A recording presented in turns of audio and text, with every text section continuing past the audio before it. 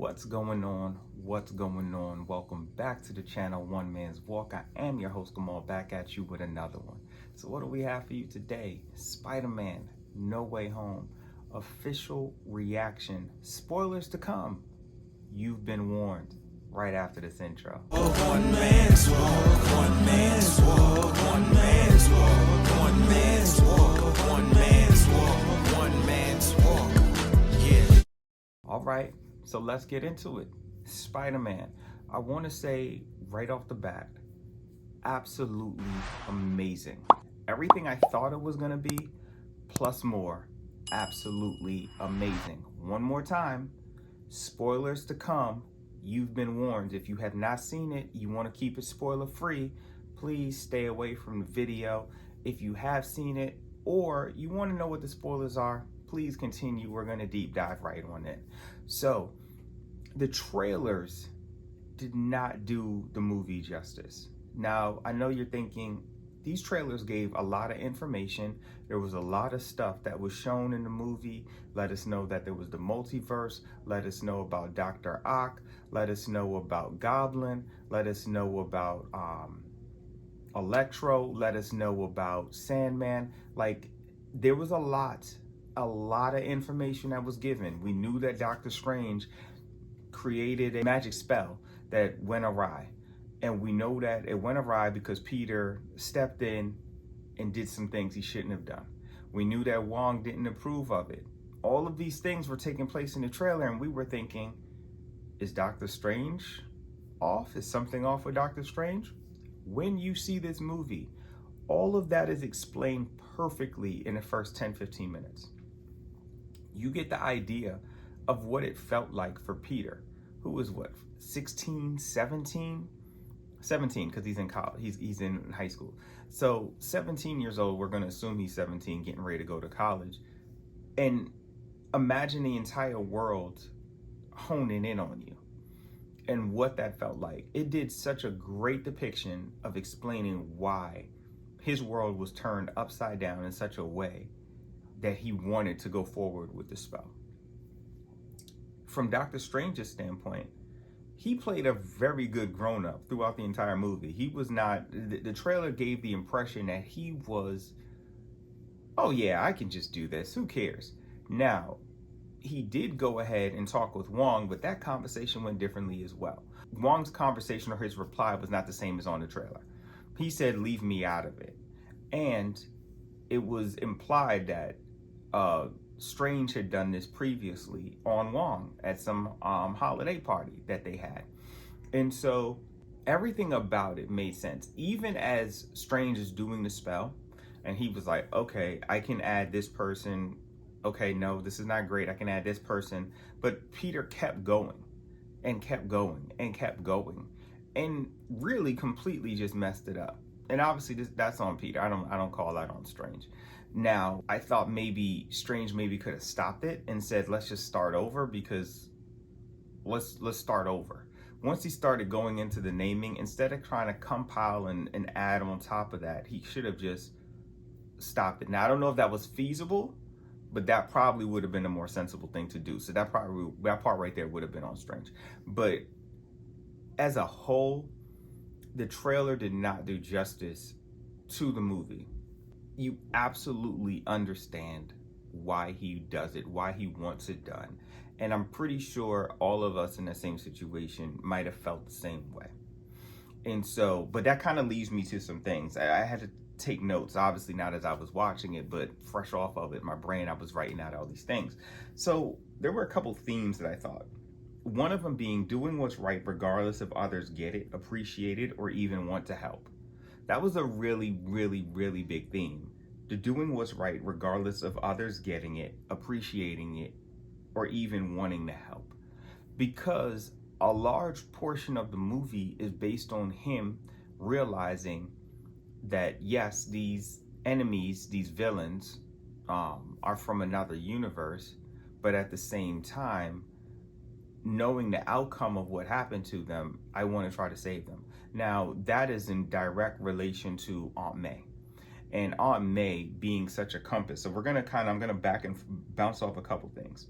Everyone needs Aunt May in their life. Someone to see past our emotions and speak to our spirit and what we need.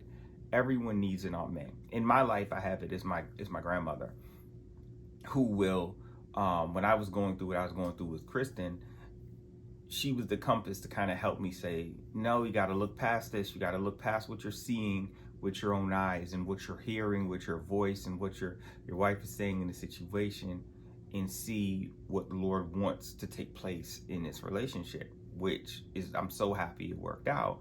But in the moment, it didn't sound very doable, right? What Aunt May was asking was for Peter to put aside that these are legitimate villains who are trying to kill him and have tried to kill him numerous times, not this iteration of him, but an iteration of him. And to go ahead and say, I am going to try to help you because I am looking past the villain portion of you, to saying some of you did not go into it with the intention of being a villain, but a byproduct of whatever experiment you did on yourself, whatever experiment you fell into accidentally, whatever thing you were doing led you down this path. And as a result, this is now who you have become, but this may not be who you are. And it's a very interesting concept, how they went that direction with these characters. I feel like I'm about to literally have to go back and watch the first 3 Tobey Maguires again, the 2 Garfield ones again, and then the 2 new versions with Holland before I take my wife and kids. I saw this solo. Before I take my wife and kids to see it this upcoming week leading into Christmas. And so I didn't even mention that. Yeah, I went away to Philly for the weekend, and so I ended up seeing it while I was here.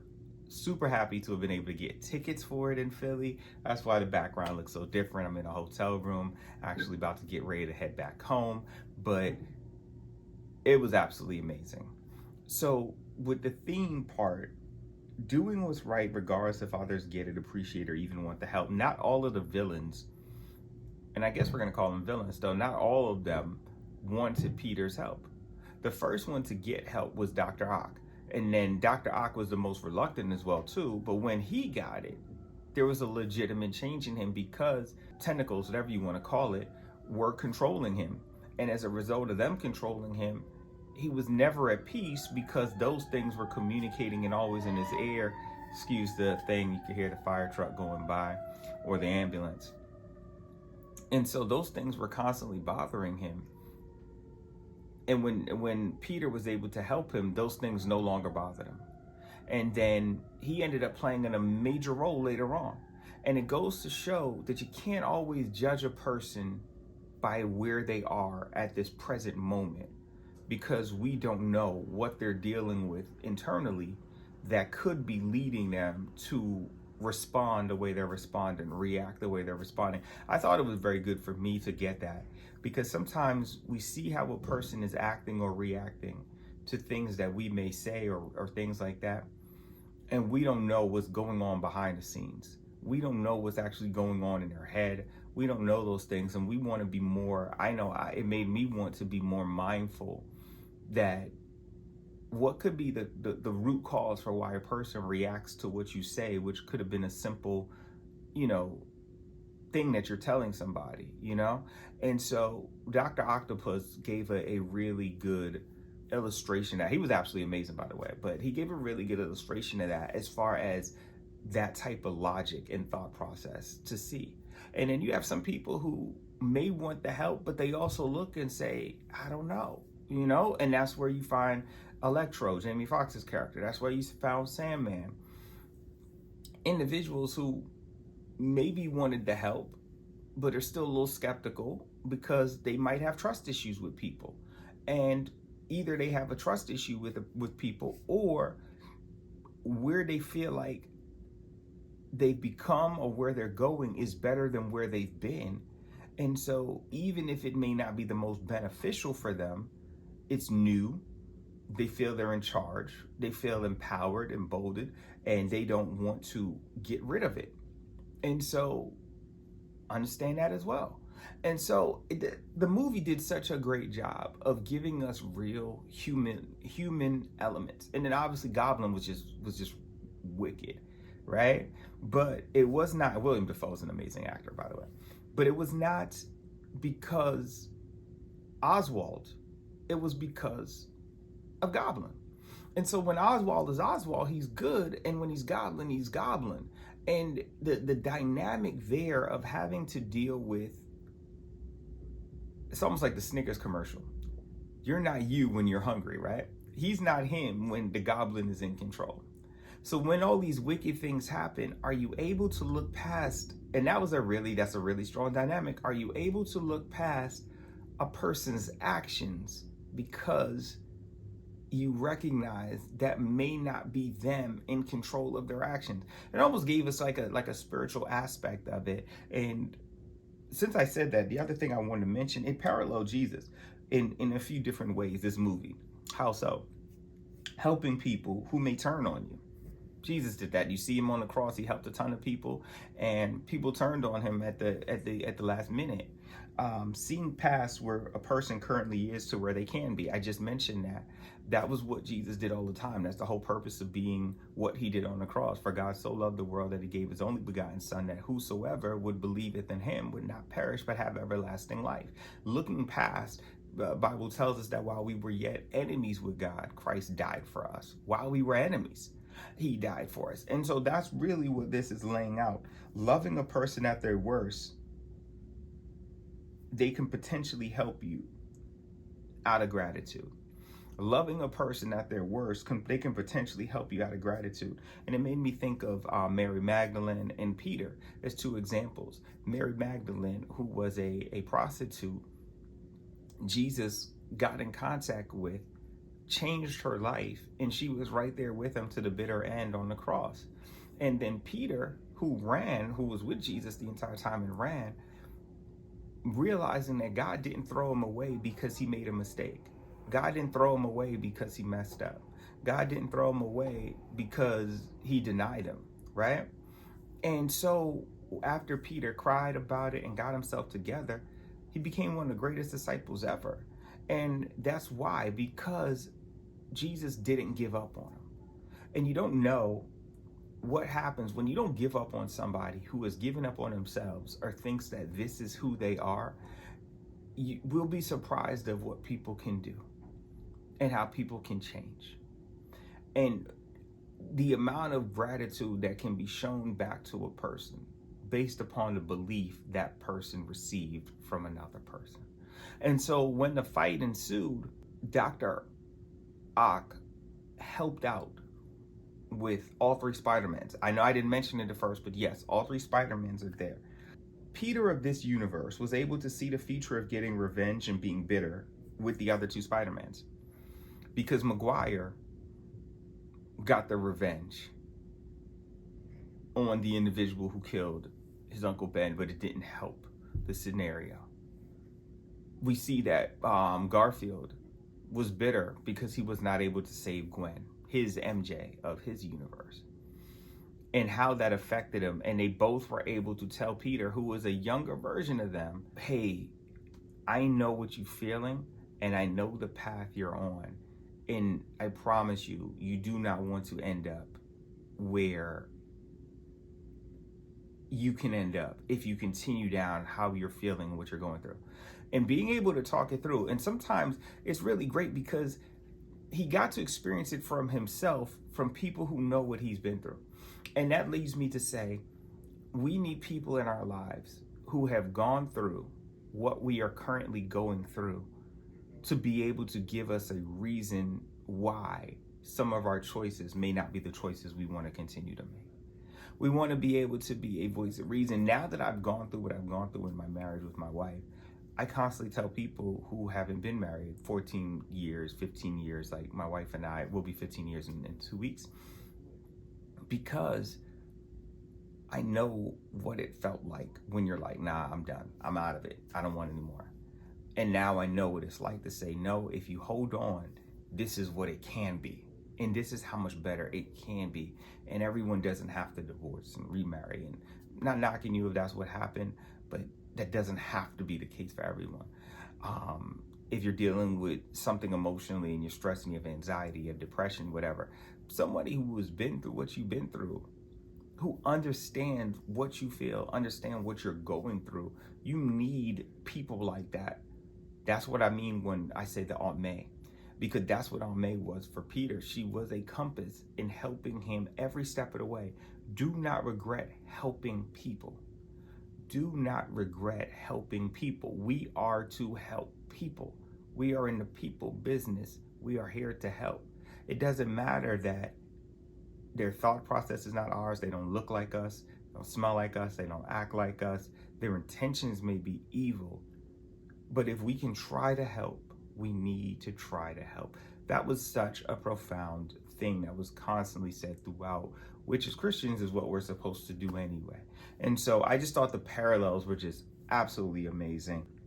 Last thing with the theme, we can't always go back and try to change our mistakes as a quick fix. We have to learn the lesson to really understand how not to repeat it. The first time Peter wanted it done, he hadn't learned the lesson that he needed to learn about life, as far as how sometimes you can't always go back and change things. Sometimes you have to learn to live with it. There's a Jay-Z line in The Reasonable Doubt where he says, it's regrets. He says, I got to learn to live with regrets. Sometimes you have to learn to live with your regrets. It's not always going to be that you can have a Doctor Strange come and wipe everyone's memory away. Sometimes people going to remember some of the bad stuff we've done. And we got to learn to live with it. We got to learn to push on and say, that's not me anymore. But we got to learn to live with it. That is part of being a grown-up. But at Peter at 17, who obviously he had not even talking to the college and all this other stuff. So, I get it. But he had to grow up over the course of this movie to become ultimately who we know him to be in the comics or the movies or however the cartoons, however iteration you knew Spider-Man from. This was the movie that gets him to there. And so he had to go through these things to be at the end to say, no, Strange, I am saying I want to do it because I see the greater reason. It's no longer because the uncomfortableness of me not getting into MIT or MJ or Ned. It's now because I understand that if I continue on this trajectory, the amounts of villains who know me, because there's a me in every version of this universe, endangers the very fabric of reality. And that wasn't the reasoning that he went into it for, but that ended up being the reason why he needed it done.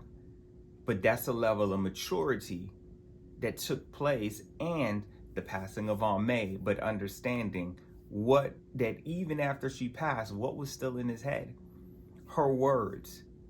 And then even when his emotions rose up and he wanted to take out Goblin, who stopped him? Maguire. Well, who did not stop Goblin the first go round? Maguire, right? When Goblin had his flying, whatever you want to call that thing that he flies on, gumming, what did Maguire, spider sensing it, flipped out the way and it hit Goblin as he was on the wall.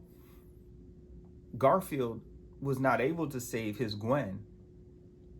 What was he able to do in this one? He was not able to save his MJ, Emma Stone. What was he able to do in this one? Save someone else's MJ, Zendaya. It was, man, I'm telling you, I almost had tears a couple times. It was a really, really, really amazing movie with some really, really great, thought-provoking, deeper, under the surface, not surface level, but under the surface things for us to think about and to see. And so these last few things right here, and then I just want to say real fast, the cast was absolutely amazing. Holland, Zendaya, Alfred, and Marissa were just absolutely amazing. Those to me, and Defoe, those were the standouts. Now, everyone did a good job. I think everyone was really good. Jamie Foxx was really good. The character who plays Ned was really good. Jameson was really good. But these characters, to me, I felt stood out. And then for these last things, these are just cool things that, for me, I just thought was cool. Getting Matt Murdock as the lawyer, like 20 minutes into the movie, super cool thing. I was in there losing it. Not everyone was, so I'm assuming everyone had not seen Daredevil. his reflexes when the brick was thrown in there and Spider-Man went to grab it, but he grabbed it first and everyone was looking and he was like, I'm a really good lawyer. I nailed it. So when we get Daredevil, who was going to be in here, it's going to be absolutely amazing. We already know Kingpin is in this world. If, you know what? I'm sorry, I didn't say a spoiler for that, so we'll leave that alone. I don't know if people have seen it or not, so we'll leave it there. When Ned got us Garfield and Maguire through Doctor Strange's and Wong's magic, loved it. Absolutely amazing. And at first, because I was like, oh, cool, they found Peter. And we had gone so far in the movie, I wasn't even thinking about the two Spider-Man. So that was so great when they came into the movie because we had spent so much time, we were emotionally invested in Peter. At least I was. I was emotionally invested in Peter and had not even thought about the other Spider-Mans because that was not what the story was about. But everyone got a level of redemption. It was super cool. The Spider-Man Dr. Octopus fight on the bridge was absolutely amazing. Amazing a fight. And getting to see this young lady, Paula Newsome, who was the lady who he was going to see at MIT on the bridge, which was his whole reason for Tom Holland's whole reason for being there. She is on CSI Las Vegas, the new one that's out now. I am watching it and absolutely loving it. If you are still watching this video and you want a review of that or a breakdown of what's going on that, I will not do an episode by episode, but I can do my thoughts on the season as a whole. Let me know. I will be glad to do that. So leave that in the comments if you want that. The three Spider-Man interactions were great. They did give us the meme without the meme of them pointing when they were in the laboratory. Also, just the way they interacted about this one can shoot, Maguire can shoot it out of his body, the others couldn't. Holland going into space, Garland feeling like he wasn't amazing, just for them to say, Maguire to be like, you're amazing, say it, you're amazing, Spider-Man, which was a nice cool thing since Garfield's version is called The Amazing Spider-Man. So I thought their interactions together was just gold. It was really good, every bit of it. How they played off of each other, the funness that they each brought as Spider-Man, I thought that was absolutely amazing. And then the last two things that I'm gonna say, and then we're done, the two finale cutscenes. Now, we still have people who are getting up and walking out of the theater before the first cutscene, which we are like 12, 13 years into this Marvel thing. Why are we still doing that? I do not know. But we had people who were still leaving. We're not gonna get into that, but the very first cutscene is a Venom cutscene, so now we know. Now I have not seen Carnage, but I'll need to watch Carnage to figure out clearly that in Carnage's world, in Venom's world, at least up until Carnage, Spider-Man doesn't exist. And so I don't know if the fabric of reality brought him here. I don't know if the ending cutscene in Carnage brought him here. I don't know. So we'll have to know that. But it was nice to see Tom Hardy, who is a ridiculously good actor. And then knowing that at the end, as he got sent back, that does make sense. Yes, he was here because of someone knowing Spider-Man. So there must be something at the end of that kind of leads that. No spoilers on that for me, please. I will be watching Carnage this week.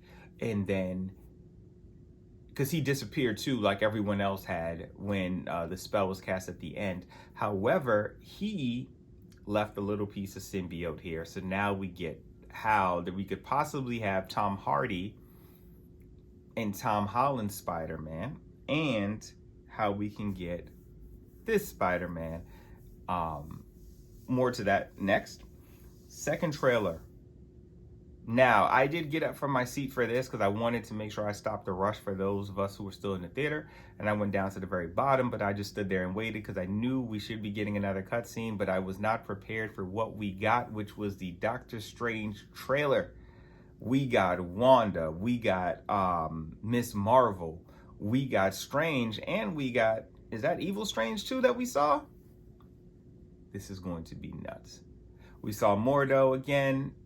His hair is completely grown out, looks more like the cartoon version. If you've seen the Strange cartoon movie, really great, by the way, very underrated. Absolutely amazing. There was so much that happened in there, and it was on such a spur of the moment. I don't even have notes. I can't wait to see when they actually release it, but that was really cool because I was like, oh, they're gonna release it at the beginning, and we didn't get a Spider-Man trailer at the beginning. I mean, a Strange trailer at the beginning of the movie, but at that ending, nuts to do that. Absolutely nuts.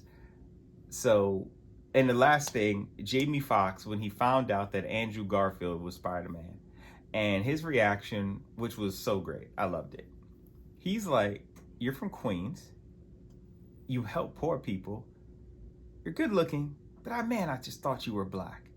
And he was like, you know what, all these Spider-Mans around here, there's gotta be a black one in one of these universes. You know I'm here for that.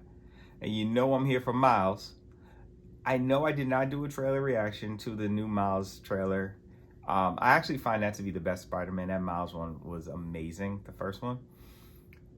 And we already got in the second Spider-Man with Tom Holland how Glover's character is actually the uncle to Miles's character. So we got a hint there, and then we got a hint with Jamie Foxx. We will be getting a Miles character because I think Tom Holland might have to go over to the Sony version. So we might be getting Miles as our legitimate Spider-Man in this world, which would be absolutely amazing. But that was a nice little thing. So that's it. I don't even know how long this video is.